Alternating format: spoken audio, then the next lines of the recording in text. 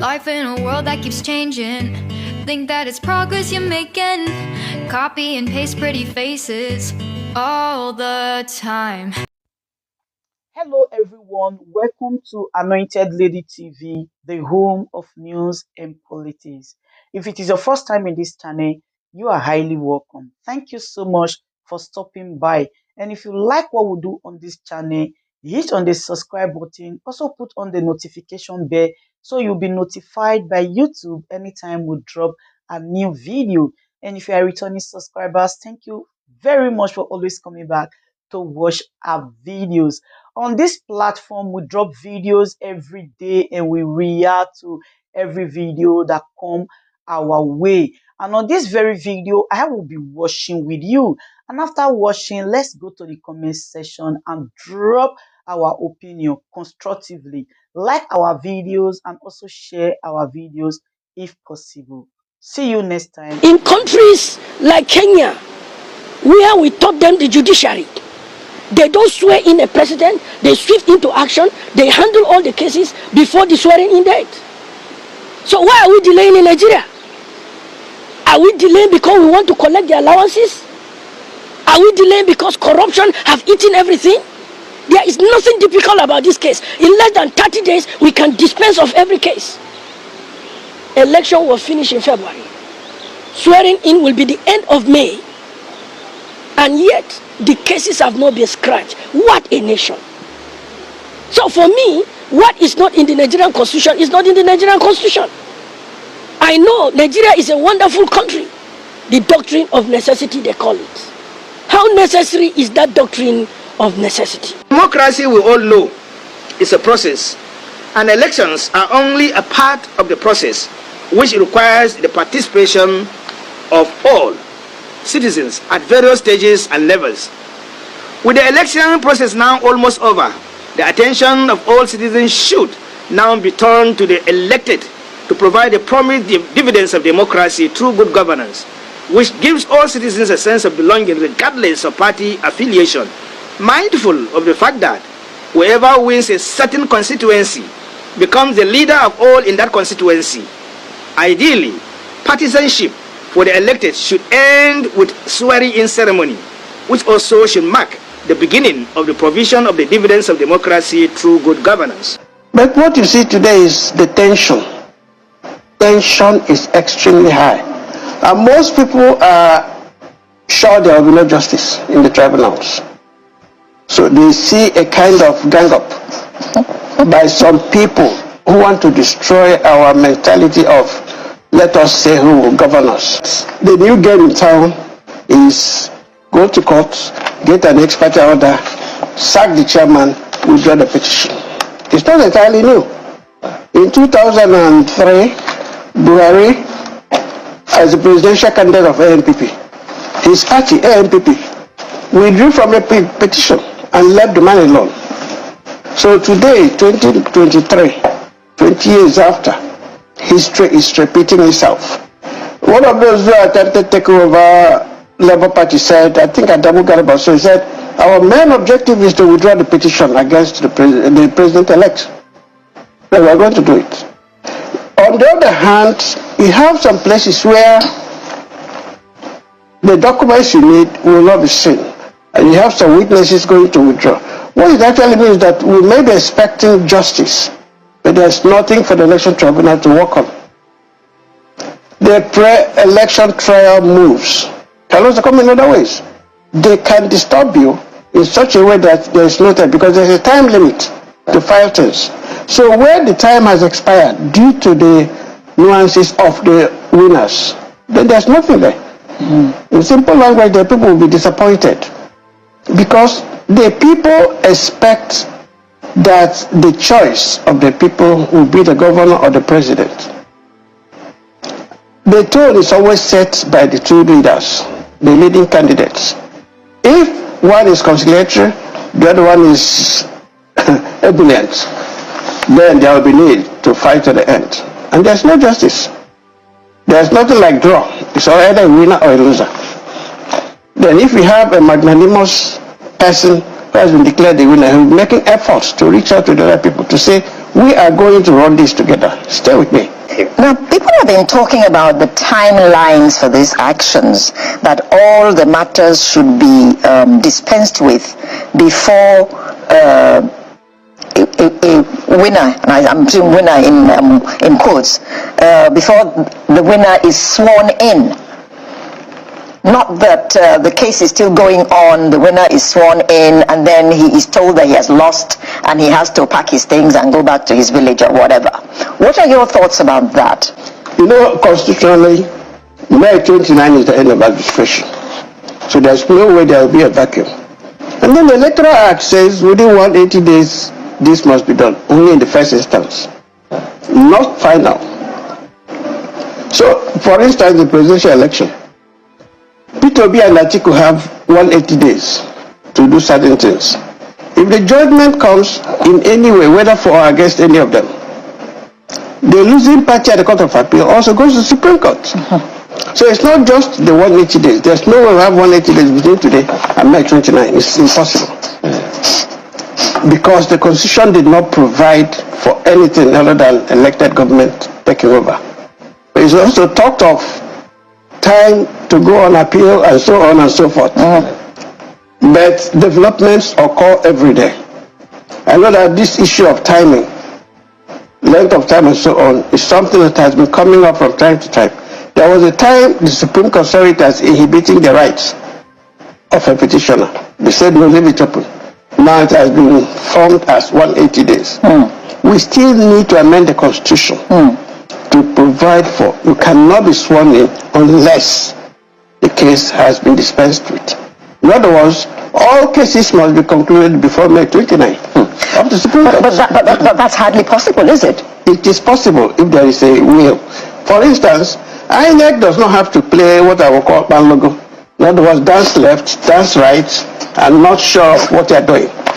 Election is concluded.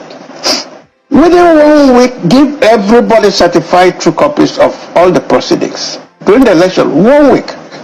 So there will be no issue of writing, applying. Remember, Labour had to go as a group to go and meet the chairman before he said, okay, I will do that, but you have to go to various states. And they went to various states. Only 2 responded. The other reason the Electoral Commissioner said, well, we don't have anything, you have to come back. And time was going. So if INEC does its own job within 1 week, petitioners have 1 week, respondents have 1 week, then they give 2 weeks, you get everything done. Okay, Chief, I beg your pardon. What's going through my mind now? It's a funny scenario, and I want to share this. Okay, so the presidential election has held. Chief, you are declared the winner. I am a contender. I go to court. And then at the end of 180 days, and God knows another 180 days, when the Supreme Court will decide on the matter, Supreme Court now decides, sorry, Chief, we have evidence here that you actually lost the election, and Alero will now become the president. And wouldn't that be rather untidy? No. If the system is right, in other words, if we value the system, it is the proper thing to do. So sack Chief, and the moment that signature is appended by the judges of the Supreme Court and judgment read, you're out. But in reality in Nigeria, the DG of DSS sees it as his job to protect the president from even other candidates. In other words, if I abuse the president-elect, they'll write down my name for investigation. If he becomes president, they will arrest me first and ask me questions later. The police IG knows that he salutes the president every day. So he sees me as the enemy of the state. So when I say where the system is correct, I mean the democracy is entrenched. In Nigeria, we walk in reverse. Destroy the democracy. And that is wrong. Well, Chief, while these things that you're saying is of concern to many, the bigger concern for me is the entire process of election petitions. Now you and Mr. Abdullahi have spoken to what the laws say, what the processes should be and all of that. But it is one thing for justice to be done. See, Chief, you're laughing. It's another thing entirely for justice to be seen to have been done. Because there are some decisions that have been made and a number of people have had reason to to question in their minds. I think it was Chief Olisabakuba that was also saying that, I mean, in response to my colleague Śｗøør-In-'s question about what he thinks of the decisions of the courts. He said after like 30 or 40 years practice, he has some questions in his mind about some of the decisions that the judiciary is taking. And so if legal practitioners are thinking like that, I wonder what you think Nigerians should be saying. See why I'm laughing? There was this well-respected lawyer in England, in London. He took a cab one day to say, please take me to the Court of Justice. And the cab kept on driving all around. All the time.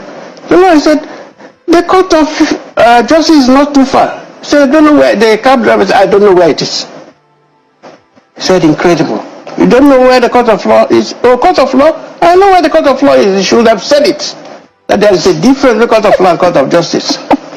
That in all his days as a cab driver has never seen justice. So Olisabakuba is correct. There's somebody who take a house now and say, go to court, but I've seized the house. In the next 10 years, they're still trying to convince the court. Yes. Meanwhile, the usurper has taken Is in possession. Yes.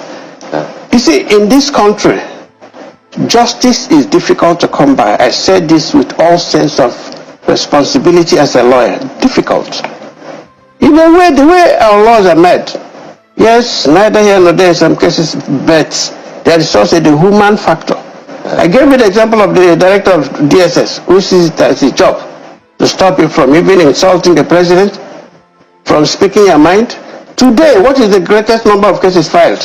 The site where it says cyber security that you posted on your Facebook that L3aders is not the president. Therefore, you're under arrest. They arrest you, lock you up on Friday, come back on Monday, and then charge Monday you is public holiday. Then Monday is public holiday. Before you know it, you have spent 1 week. There are many cases like that.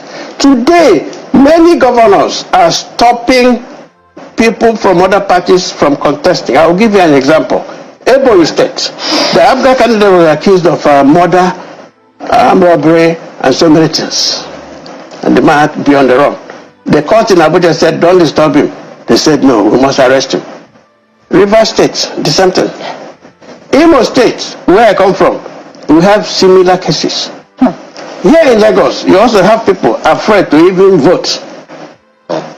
So when we think justice should come in, justice will be done. Olisa was correct.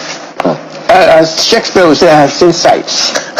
Well, you know, I mean, it's also interesting that you cited an example of something that happened outside Nigeria, the cab driver. So it sounds like it's not something just unique here to Nigerians. No. It's something that it's human, just as you have said. But now, this is the system that we have in Nigeria. There are questions on the minds of many, many people, perhaps, you know, maybe more of that down south of Nigeria, about the entire process and everything. This is the only system we have right now. And the Election Petitions Tribunal is the go-to place. But the rhetorics going around is already suggesting that whatever comes out of the Election Petitions Tribunal will not be what many people would want. What do we do? Well, let me just go back a little. Before this election, Professor Mahmoud and then Festus Okoye were efficient in assuring us that this election, your votes will count. They kept on telling us about beavers. Yes, beavers will make sure X, Y, Z. Yet, in the Càll local government of Enugu State, beavers recorded 7,000 people as being accredited. And the results, 33,000 votes in favor of the winning party. And change the route. In Enugu State. In Càll local government, in Enugu State, I'm saying it, pinpointing it so that all will hear. So, in many places, votes did not count. Either you were intimidated, as in Lagos, you have somebody shouting, cannot come. Or I remember a couple, a Yoruba man, Yoruba wife, in around Ajah area, they were stopped from voting. And I said, why? I said, you be Igbo.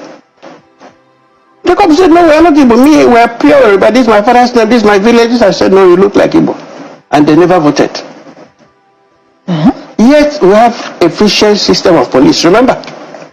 So with such people, you can never convince them that what they are seeing as a result is the result. So that feeling of injustice and disappointment is there. But most importantly, and this is the dangerous part, the young and young at heart, since NSAS, have been saying we want to take back our country. And they came out in large numbers. And as all young people know, A is A, B is B, C is C. They voted. And what they saw as result is not what they expected. Come back 4 years time and tell them the same story. So if those in power actually understand the psychology of what is going on, they will make sure that by the time they sit by the fireside in their old age, that they are safe. Can we really say, Chief, that there was a large turnout? I said that advisedly. The data available says that it's about the same average 30% of people on the voter register. You also cited an example just now. Beavers captured 7,000. The records show 33,000. It means that there could be a far lower number. That's, I mean, going by what the example you have just cited now, and God knows how many such examples all over the country. So, as I say, this is the system that we have. We are all a part of it.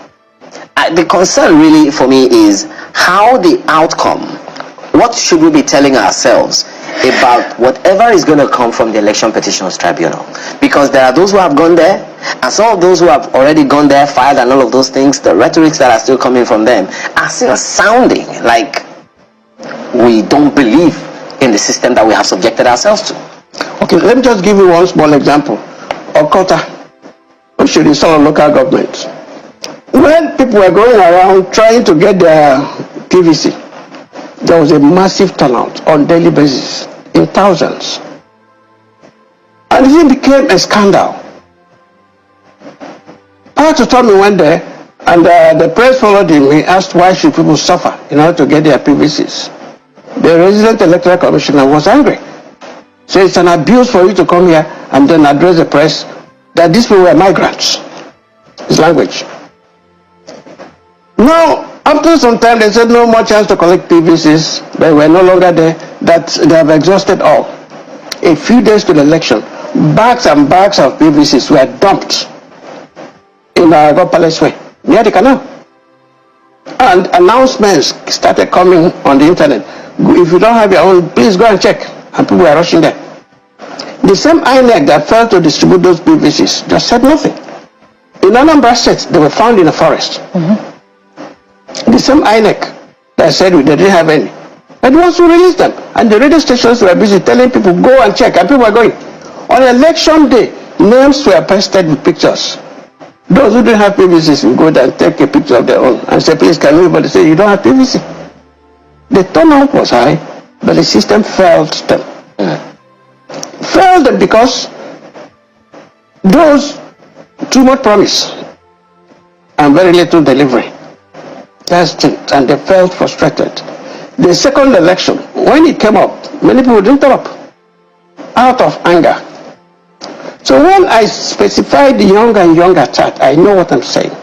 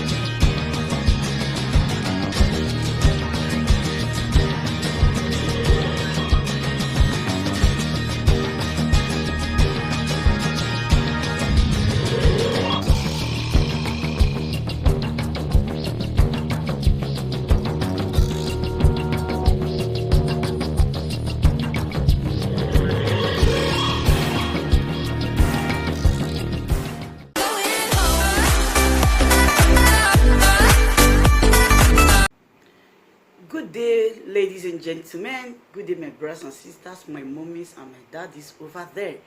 Is your sister again, your doctor, your friend, your girl, Anointed Lady TV.